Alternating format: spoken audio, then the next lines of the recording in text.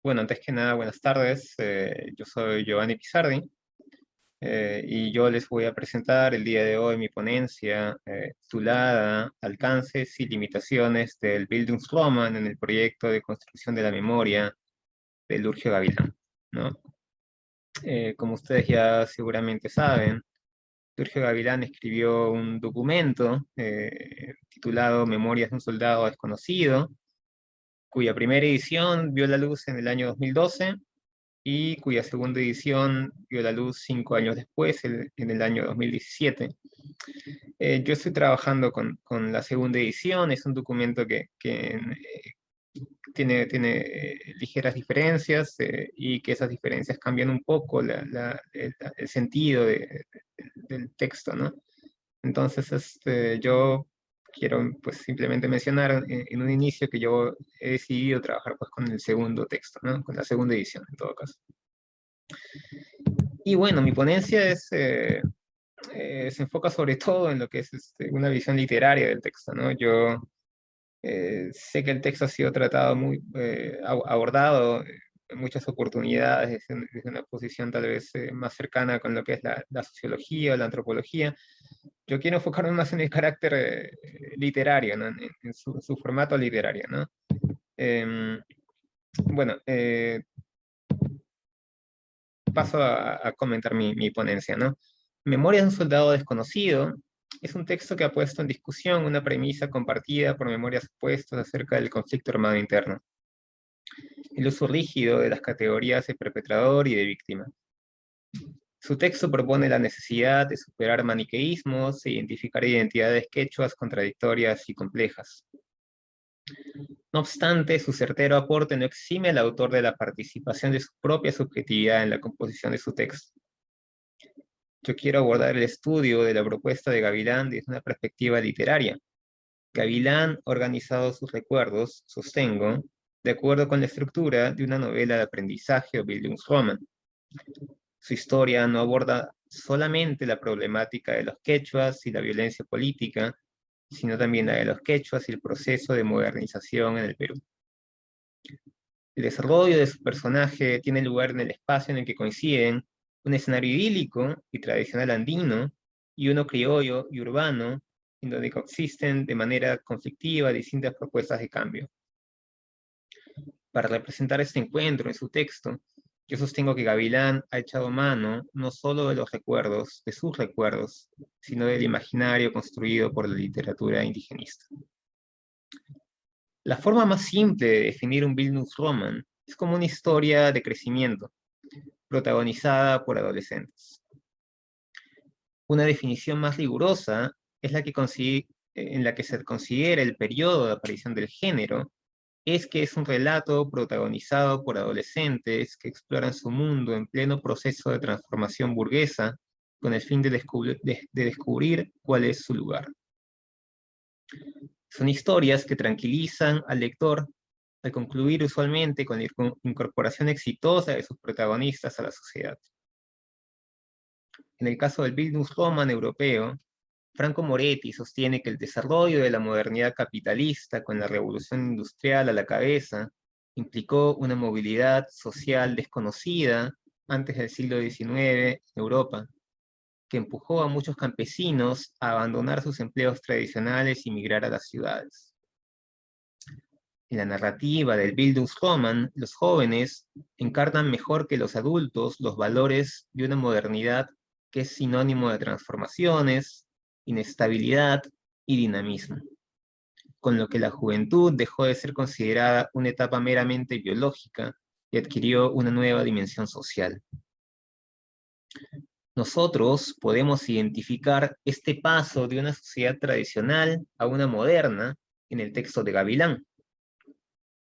Memorias de un soldado desconocido está dividido en 4 capítulos que narran respectivamente el paso de su protagonista por Sendero Luminoso, el ejército, la iglesia y la universidad. El inicio de la historia nos sitúa frente a un gavilán de apenas 12 años, quien vive en un espacio rural andino caracterizado por la armonía en las relaciones entre sus miembros, a pesar de la pobreza que los rodea, y que debe ser entendido como el espacio de lo tradicional.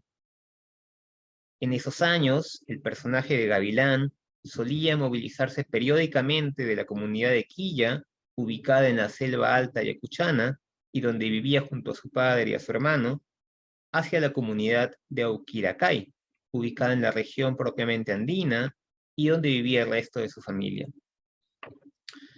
Cada uno de estos desplazamientos obedecía a los periodos de cultivo y de comercio de alimentos que se sembraban a distinta altitud, como la papa, el maní y la coca que él menciona en el texto. En esas primeras páginas del texto, la vida de los campesinos aparece retratada como articulada en torno a una costumbre que nosotros identificamos como Aini, o reciprocidad andina, práctica de la que participan la familia y los amigos, prestando su fuerza de trabajo en labores de cultivo, siembra o construcción para el beneficio de solo uno de ellos, bajo la condición implícita de recibir la misma ayuda prestada a futuro.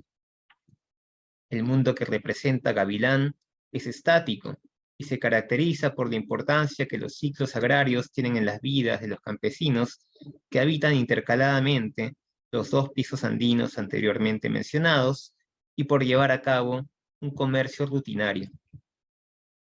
Solo unas líneas más adelante, el narrador describe también la minca o trabajo comunal, otra práctica tradicional andina que consistía en que todos los miembros de una comunidad aportaban su fuerza de trabajo para la edificación de una obra que iba a servir en beneficio de toda la comunidad. Este es el caso de la tradición del tupay, vocablo quechua, cuya traducción al español sería equivalente a encontrarse con otros.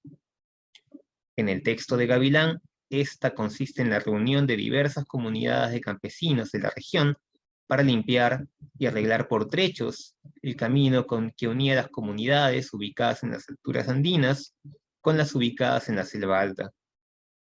Esta faena se caracterizaba por poseer un cariz festivo, dado que era realizada libremente por los campesinos, quienes bebían y cantaban mientras llevaban a cabo su labor. A pesar de la descripción idílica de la comunidad quechua, Gavilán no proyecta su futuro en el campo, sino que dirige su atención afuera de su comunidad, hacia los distintos agentes con los que se encuentra, que provienen de ese espacio criollo y urbano, que debe ser entendido como el espacio de lo moderno, dado que solo allí existe el cambio.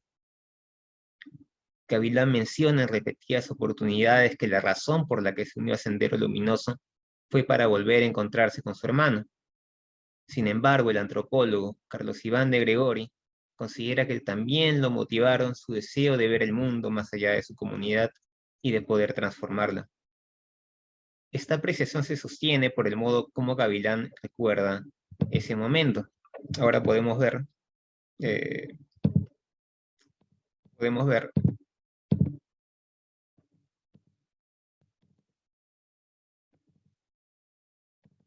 la siguiente cita, ¿no? Que corresponde justamente a la descripción, o el relato, perdón, del momento en el que Gavilán abandona su comunidad, ¿no? Él señala lo siguiente: he recordado siempre el día de mi partida de la comunidad de Uquiracay cuando salí de la casa de mi tía Celestina Sánchez. Ella, con sus ojos llorosos, me decía que me quedara, pero ya estaba decidido. Firme, partí a una aventura desconocida, cursivas mías, sin fecha de retorno. Tenía 12 años.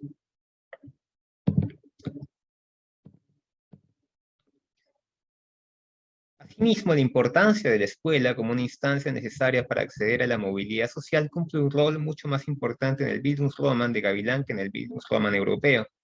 Les permite a los sujetos subalternos quechuas aprender el idioma del poder, en este caso el español. En su segundo libro, Carta al Teniente Chogún, Gavilán menciona la fascinación que despertaron en él la posibilidad de poder aprender a descifrar los libros y la que experimentó cuando vio a su hermano mayor regresar de vacaciones de Ayacucho, donde estudiaba la secundaria, hablando en español y enumerando lo que en la ciudad pudo ver: los vehículos, motos, discotecas y tiendas. El hecho de que ese hermano, que había trazado el camino del campo a la ciudad, se haya marchado luego junto con sus profesores a buscar a la guerrilla de Sendero Luminoso, resulta de vital importancia para entender su decisión. Gavilán reconoce el peligro que encarna Sendero Luminoso, pero eso no le impide identificarlo como un ente dinámico de cambio. No obstante, durante sus años junto a la guerrilla, Gavilán se da cuenta de que allí no hay espacio para su identidad quechua. Sendero Luminoso reemplaza las prácticas comunitarias quechuas por sus prácticas de guerra popular, con muy malos resultados para poder proveer de alimentos a sus combatientes. Además, la única movilidad social que Gavilán allí conoce es su ascenso de militante a camarada, en un momento en el que su columna de guerrilleros se encontraba ya hambrienta y diezmada. Por este motivo, Gavilán narra su captura por parte del ejército como un nuevo comienzo. Gracias al ejército, a su incorporación al ejército, él va a poder completar su educación escolar, lo que le va a permitir reincorporarse a la institución como instructor y empezar a ganar un sueldo. Ahora bien, la educación de Gavilán, la educación escolar de Gavilán, no hizo de él un aculturado. Gavilán preservó su identidad quechua y sobre la base de esa identidad opuso resistencia a un método de enseñanza que, tanto en Sendero Luminoso como en la escuela, muchas veces consistió en la promoción no del pensamiento racional moderno, sino de la memorización de teorías y símbolos. En este sentido, es significativo que Gavilán incluya en su texto el relato de cómo solía recitar el poema Canto Coral a Túpac Amaru, que es Libertad, del poeta peruano Alejandro Romualdo, en la escuela y frente a sus demás compañeros. Este poema alude a la ejecución de Túpac Amaru II, descuartizado en la Plaza Mayor del Cusco por órdenes de las autoridades virreinales españolas. La imposibilidad de acabar con él, a pesar de haber destruido su cuerpo, y la noticia de su regreso gritando libertad, constituyen una referencia al mito de Incarrí, que anuncia la reunión definitiva de las partes cercenadas del cuerpo del Inca, quien en realidad no ha muerto, y está a la espera de ese momento para invertir el orden del mundo y regresarlo a su estado anterior a la conquista. Asimismo, la letanía, y no podrán matarlo, que se repite a lo largo del poema, expresa justamente la resistencia de Túpac Amaru II frente a los numerosos intentos de los colonizadores de destrozar su cuerpo y anticipa su posterior regreso triunfal al modo de Cristo para hacer justicia y otorgarles libertad a los quechuas. La presencia de este poema en el texto no es casual, expresa la fe que profesa Gavilán con respecto a que el pueblo quechua subsistirá a pesar de la pobreza y de la guerra, que no podrán matarlo.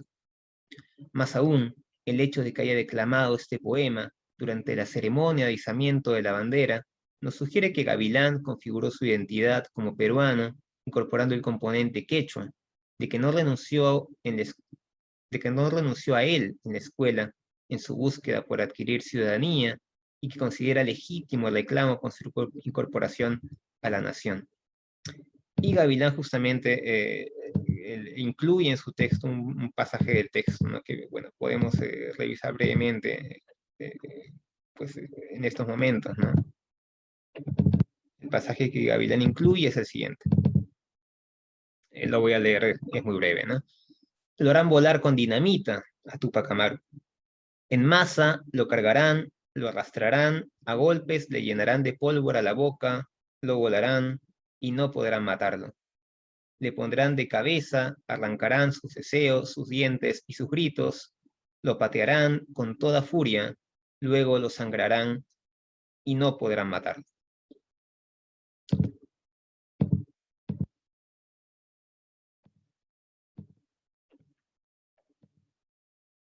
Okay. Bueno, sigo, ¿no? Luego de su paso por el ejército, Gavilán asiste al seminario franciscano y a la Universidad Nacional San Cristóbal de Huamanga, donde estudia antropología. En un momento dado, visita nuevamente las zonas rurales que recorrió durante el conflicto. Allí Gavilán muestra su decepción al ver que las comunidades quechuas no solo siguen siendo igual de pobres que durante el tiempo anterior a la guerra, sino que sus miembros han perdido la confianza entre ellos mismos. En vista a esto, Gavilán recurre a una imagen proveniente de un pasado utópico para proyectar sus deseos. Imagina un hipotético encuentro con su hermano mayor y comparte con él sus dudas acerca del porvenir que ambos querían construir, así como su deseo de haber vivido bajo el régimen incaico, el que, dentro de su utopía, se encontraba perfectamente organizado en ayllus, cada uno de los cuales era, a su vez, administrado sabiamente por un curaca, quien seguramente se habría encargado de repartirles a cada uno buenas porciones de tierras de cultivo. En esta visión idealizada del pasado prehispánico, las tierras eran abundantes y no existía ni la pobreza ni el hambre, por lo que no había rebeliones ni guerras como aquella en la que él y su hermano mayor se habían visto involucrados. Y la cita me parece bastante significativa, por eso la incluyo, la quiero compartir con ustedes, es la siguiente, ¿no?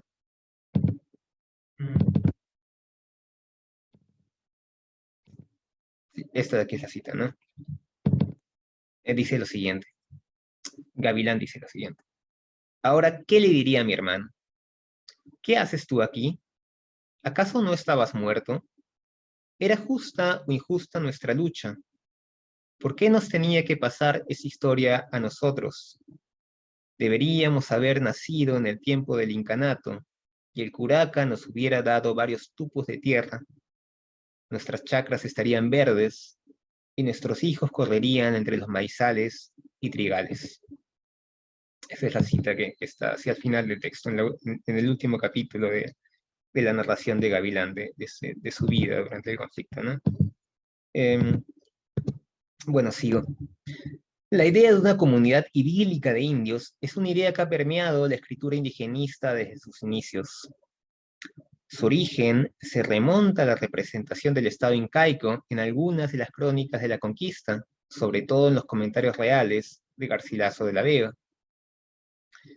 Esta misma idea fue asumida nuevamente por dos de los intelectuales que le dieron forma al indigenismo en el siglo XX, Luis Eduardo Valcárcel y José Carlos Mariátegui, quienes coinciden con respecto a que la identidad del indio no sufrió cambios significativos durante el periodo colonial y que su tendencia a poseer y a trabajar colectivamente la tierra podía ser aprovechable en el presente.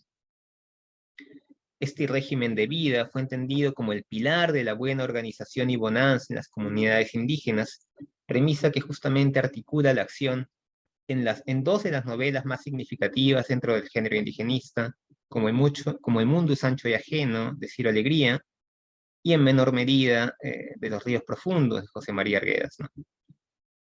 El texto concluye con Gavilán denunciando la situación de los quechuas después del conflicto, a pesar de que él sí ha accedido a la movilidad social y económica, anheladas por él desde un inicio, motivo por el que el formato del Bildungsroman le resulta insuficiente y termina por recurrir al formato de testimonio.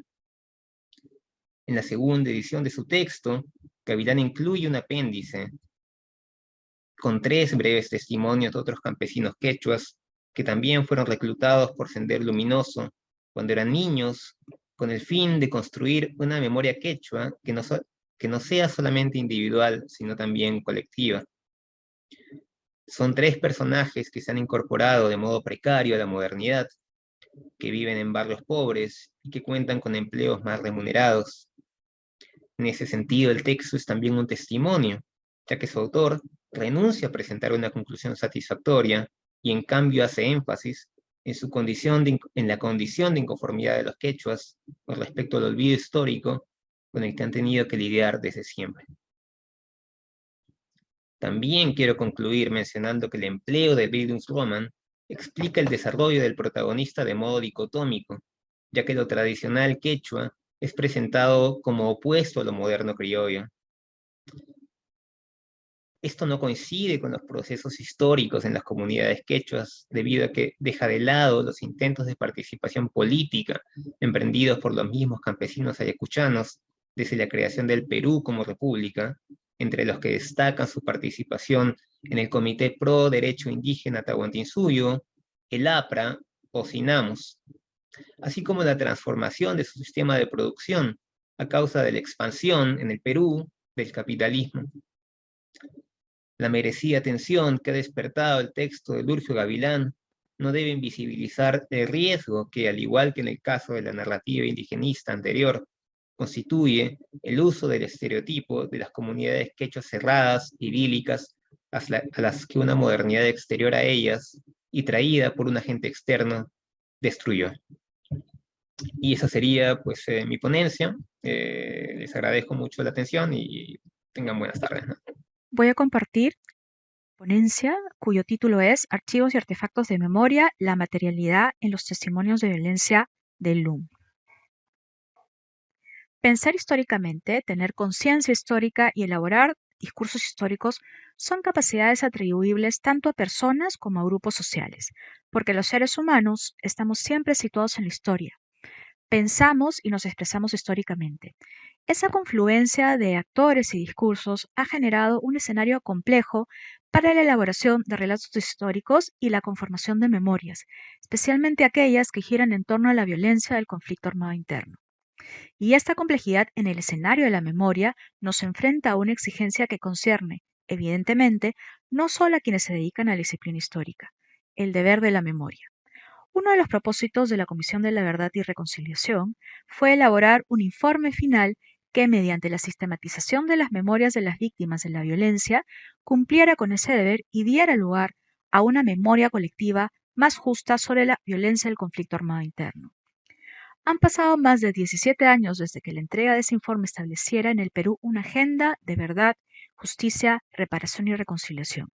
En ese sentido, el legado dejado por la CBR constituye uno de esos momentos detonantes de las memorias a los que aluden autores como Alier, asociados a, cito, procesos históricos donde se concentran las encrucijadas de la memoria y que sirven de detonantes para la expresión de las memorias del pasado y las posiciones de los diferentes grupos. No ha sido fácil asumir ese legado ni lidiar con las tensiones entre el relato de la memoria histórica del informe y la memoria colectiva sobre ese pasado de extrema violencia. Existen sectores en nuestra sociedad para los que resulta difícil reconocer la validez de un relato cuyo origen se encuentra en las memorias de quienes resultaron más vulnerables frente a la violencia. Son esos mismos sectores los que se resisten a reconocerlos como interlocutores válidos para construir una memoria colectiva sobre ese pasado de violencia. Por ello, un espacio como el lugar de la memoria, la tolerancia y la inclusión social, en adelante LUM, resulta fundamental para promover el diálogo y la reflexión ciudadana en torno a las memorias que existen sobre un pasado de violencia que hoy en día sigue interpelándonos. El LUM empezó a gestarse en el año 2008, a raíz del ofrecimiento del gobierno alemán para la construcción de un museo de la memoria que en principio diera continuidad a una primera iniciativa que tuvo la CBR en el 2003, en lo que a lugares de memoria se refiere, la muestra audiovisual Yuyanapac para recordar. El gobierno peruano acepta la donación y tras años de intenso trabajo y no pocos debates, se inaugura el LUM en junio de 2015. He tenido la oportunidad de visitar el LUM en muchas ocasiones y por distintos motivos. Estas visitas me han permitido familiarizarme con el guión museográfico de la muestra permanente y reconocer en ella un marco interpretativo que nos interpela a cada paso sobre la importancia de incorporar voces distintas en la construcción de una memoria colectiva sobre el conflicto armado interno peruano. En ese sentido, el LUM constituye un espacio museal, tal y como lo propone Velázquez, que promueve la reflexión sobre un pasado reciente difícil y en construcción, un espacio que, según el propio LUM, abro cita, busca la convivencia entre las diversas memorias para el aprendizaje mutuo. La exposición permanente del LUM está organizada sobre los 3 niveles de la edificación. El primero se ocupa de las afectaciones de la violencia, el segundo de las acciones en torno a la misma y el tercero está destinado a la ofrenda. Es precisamente en el primero, cuyo propósito es ubicar temporalmente al visitante en el contexto de violencia del conflicto armado interno y mostrar cómo afectó a peruanas y peruanos, que se encuentra uno de los lugares que, desde mi experiencia, suele despertar mayor interés entre los visitantes, la sala Una persona, todas las personas. En este se recogen 18 testimonios de personas que enfrentan de distinta manera la violencia del conflicto armado interno. es precisamente esta sala que aparece en esta vista, ¿no? En donde se encuentran dispuestos una serie de videos a los que luego me referiré en algunos momentos. Para acceder a estos testimonios, cada visitante debe situarse frente a la imagen del testimoniante, colocarse los audífonos y tocar la pantalla para dar inicio al testimonio. A esta experiencia presencial se le sumaron con el tiempo dos alternativas muy interesantes. En agosto del 2016, el LUN implementó un recorrido virtual que permite acceder a 10 de los 18 testimonios recogidos en la sala original. En junio de 2020 se creó en Spotify Radio LUM, que permite tener acceso a todos los testimonios de la sala como parte del proyecto Voces de la Memoria. Aunque LUM reabrió sus puertas en noviembre del año pasado, ambos recursos han sido y siguen siendo de especial importancia y de utilidad en el contexto del distanciamiento social al que nos hemos visto forzados a vivir en la actual crisis sanitaria durante muchos meses. Son muchas las posibilidades de reflexión que ofrece esta sala. En principio, requiere que el visitante se aísle, observe y escuche a quien ofrece su testimonio, de manera que pueda prestar la atención que demanda un testimonio que se ocupa no solo del daño provocado por la violencia, sino que relata cómo logró hacerse frente a esta, qué caminos se recorrieron en busca de justicia y de qué manera lograron sobreponerse a esa historia de violencia.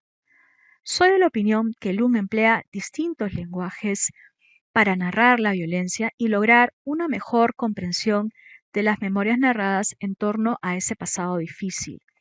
Si hablamos de comprender esos relatos, vale la pena preguntarnos cómo este museo memorial promueve un reconocimiento del que relata la violencia como ciudadana o como ciudadano que se ha visto afectado y vulnerado en sus derechos.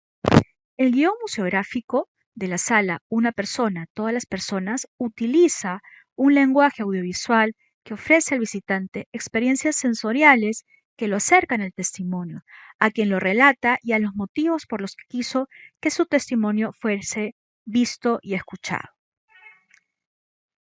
Es a partir de las consideraciones antes mencionadas que propongo en este ensayo que los testimonios que recoge LUM en la sala ya mencionada tienen una materialidad que permite reconocerlos en una doble dimensión, como archivos de memoria y como artefactos de memoria. Pensar los testimonios como archivos de memoria. La memoria colectiva que se construye sobre un contexto de violencia tiene su punto de partida en experiencias personales. Estas experiencias se transforman en memorias narradas que requieren ser incorporadas en la memoria colectiva de ese pasado. Es en este proceso de articulación que se requiere que medie algún mecanismo de interpretación.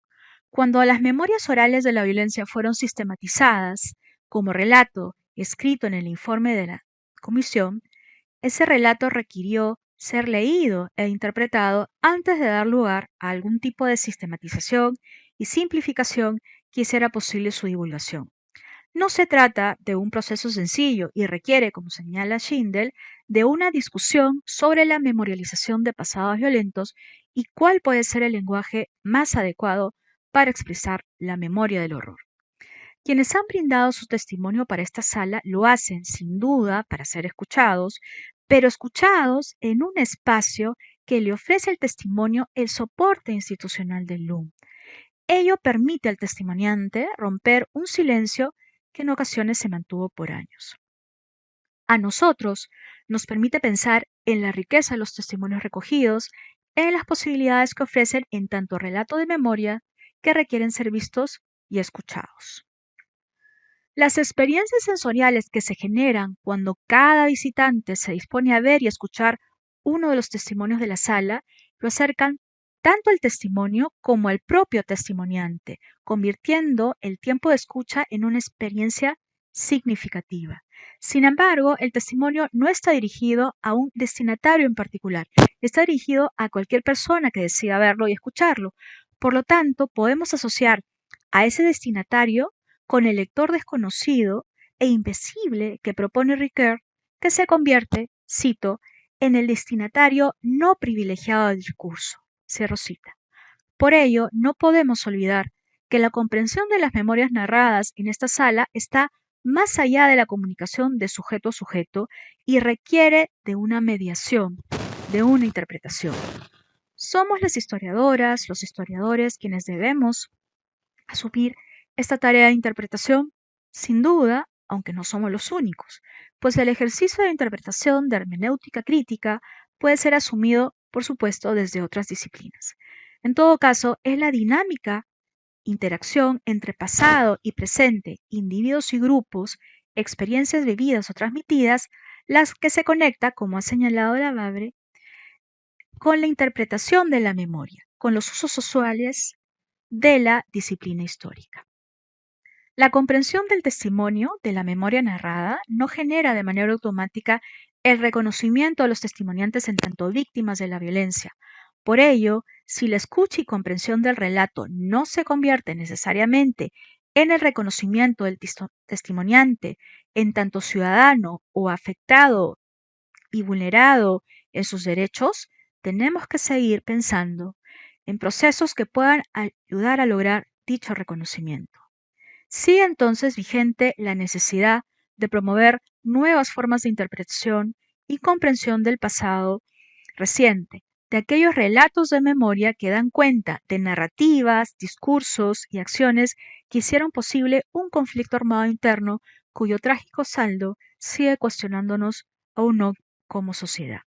Por eso tenemos el deber de recordar, para evitar que se repita la violencia del pasado, fomentando un pensamiento crítico que permita ponderar el pasado y el presente a la luz de los relatos de memoria.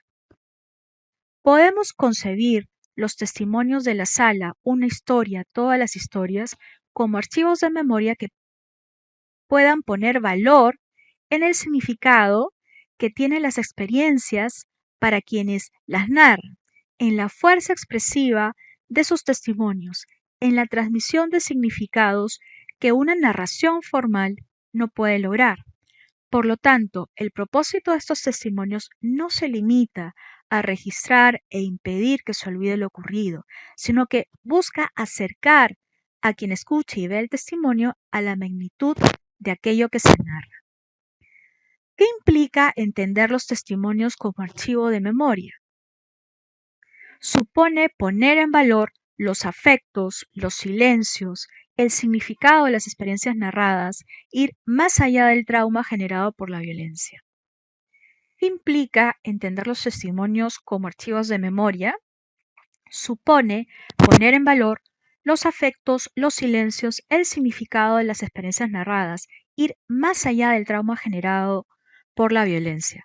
Como han señalado Hirsch y Spitzer, en el ámbito de los estudios de memoria, la noción de archivo no tiene que limitarse a aquellos documentos que puedan dar cuenta de lo dicho en el testimonio. Se refiere también a aquellos recursos que permiten dar cuenta de aquello que se narra. Las pausas, las emociones desbordadas, los silencios. El concepto de archivo puede ampliarse, tal y como lo proponen Reaño Alcalá y Baines, y situarse en el entorno del testigo superviviente. Puede inscribirse en los cuerpos de quienes narran y quienes escuchan. Es a partir de este sentido más amplio del concepto de archivo que se puede centrar la atención en el sentido del testimonio, en la fuerza de la palabra y de los silencios. Es ahí que todo el acto de testimoniar se convierte en un archivo que permite dar cuenta de una noción ampliada de la verdad. Esto, sin duda, coincide con uno de los fundamentos conceptuales para la construcción del LUM, que se refiere a la dimensión ciudadana. Este fundamento propone como objetivo que el LUM se constituya en un espacio que permita dar cuenta de la veracidad de las memorias de miles de peruanas y peruanos que narran sus experiencias de violencia en el contexto del conflicto armado interno, que sea un espacio en el que se muestre la evidencia de la prueba y la disposición del otro al reconocimiento de ella, tal y como señala el LUM en dichos lineamientos. En ese sentido, este fundamento retoma una de las metas de la memoria histórica recogida en el informe de la CBR: evocar acontecimientos que ya se habían producido en el marco de la lógica de la justicia transicional, de manera que el recuerdo contribuya a que situaciones de semejante violencia no se repitan. Es por eso que planteo pensar en los testimonios que se muestran en la sala de LUM como archivos de memoria.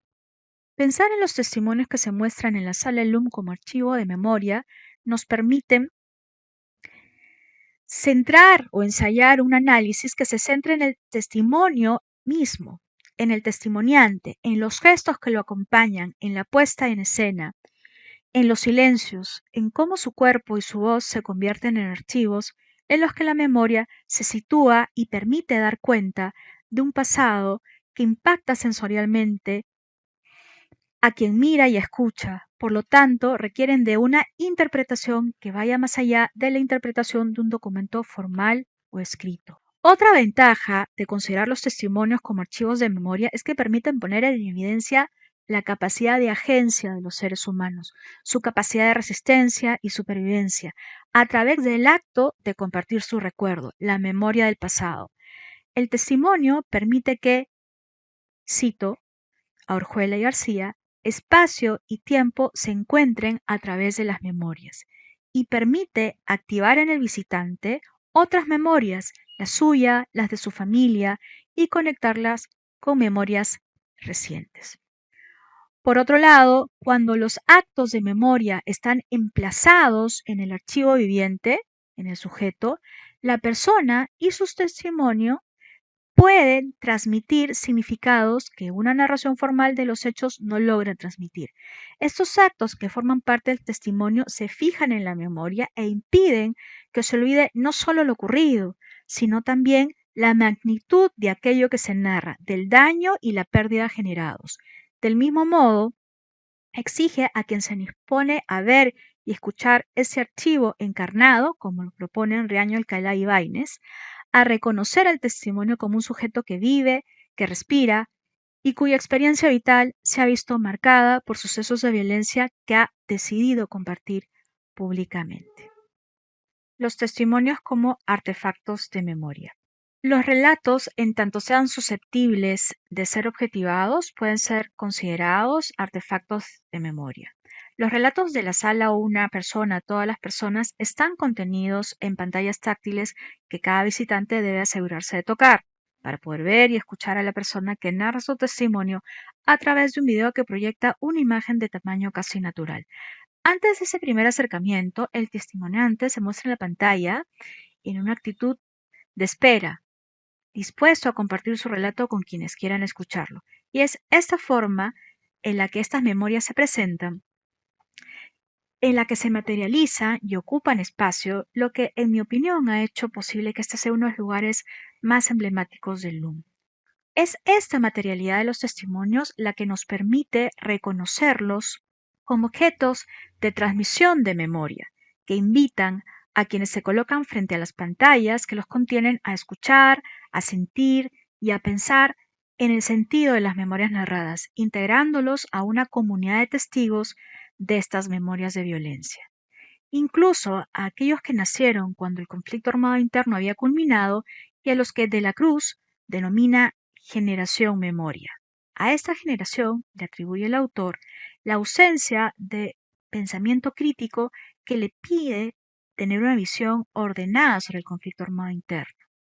Y es por ello que es pertinente apelar a quienes la conforman a través de lenguajes y soportes virtuales con los que se sientan más familiarizados y les resulten más atractivos.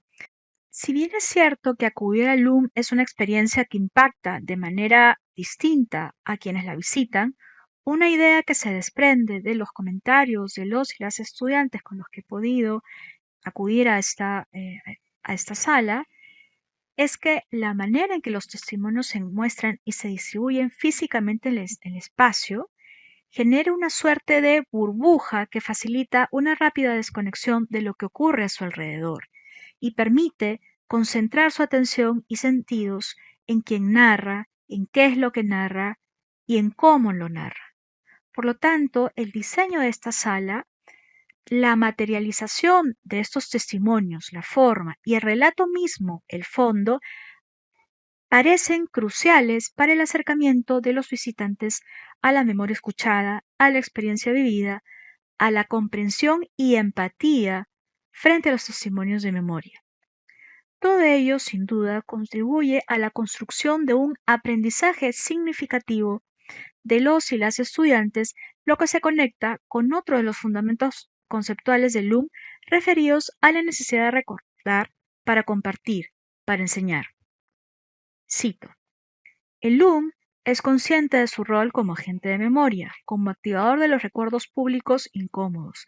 La memoria histórica debe ser concebida como un instrumento para actuar en el presente y que lo acontecido durante el periodo de violencia no se repita. Fin de la cita.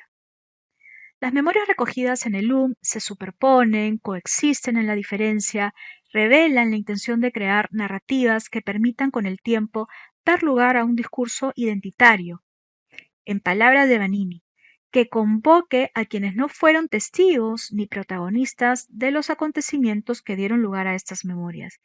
Este rol al que apunta el LUM, al de ser agente de memoria, nos permite abordar también esa intencionalidad de la memoria que se relaciona, y abro cita, con el proceso de escoger qué representar y cómo hacerlo, señalado por Ulfe, a una intencionalidad que nos cuestiona sobre el qué recordar u olvidar. En ese sentido, la intencionalidad a la que la autora se refiere permite pensar en esa actitud no pasiva de los seres humanos al recibir la información del mundo a la que alude Boom, en su sensibilidad activa y en la necesidad de seguir adelante en un proceso de exploración constante. Todos estos argumentos invitan a analizar el impacto que tienen en los visitantes los objetos utilizados por el LUM como contenedores de testimonio. En mi opinión, creo que estos objetos juegan un rol fundamental en la transmisión de esas memorias porque invitan a quienes se colocan frente a las pantallas a explorar, a sentir, a escuchar. Y ello nos permite seguir pensando en el significado, en realidad en los distintos significados que estas memorias así narradas han tenido para quienes han estado en contacto con estos artefactos de memoria. Otro argumento que nos permite reflexionar sobre la importancia de la materialidad de los testimonios de esta sala es la planteada por Taylor, que destaca la capacidad de la memoria para conservar aquello que se cree efímero, a lo que se pretende restar importancia pese al trauma generado por la violencia de la experiencia. Es esta corporalización, señalada por la autora, la que permite a la memoria desafiar lo efímero y crear una comunidad de testigos. Y sí, la experiencia vivida en esta sala convierte a quienes la visitan en una comunidad de testigos de esos testimonios de violencia, de esas memorias que han tomado cuerpo a través de las pantallas y que se han hecho relatos permanentes, duraderos. ¿De qué manera contribuyen estos artefactos de una de las salas más visitadas del LUM a circular la memoria sobre la violencia del conflicto armado interno? ¿Cómo se ha condensado y transmitido el significado de esos relatos?